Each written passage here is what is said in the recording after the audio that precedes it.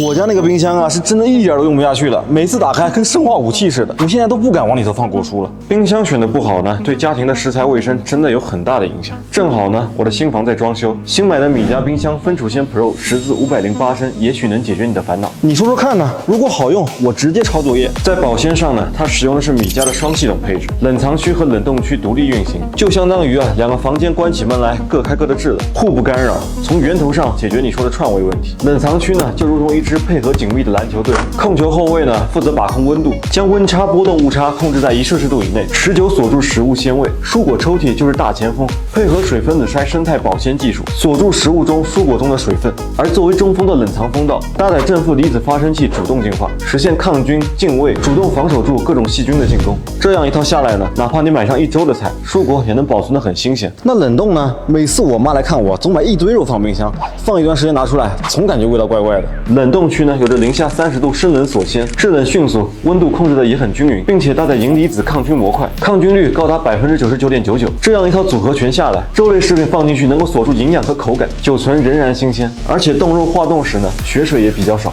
不错不错，多少钱？你先别急，作为一台超薄平嵌式冰箱呢，60厘米的深度与标准的橱柜是平齐的，两边也没有间隙，侧面看完全就和隐形了一样，大大提高厨房的质感。容量上呢，也是丝毫不阉割，508升大容量，占地却能减少36.7%，既能囤菜又不占地，利用率很高。十字形的存储格局呢，给到了18格储藏空间，还有干货母婴3档变温空间，每个区域放置不同类型的食物，让每一个食材都各有所属。至于价格嘛，性能上如此多的加成，却只需3000多，加上政府补贴还能更便宜。什么？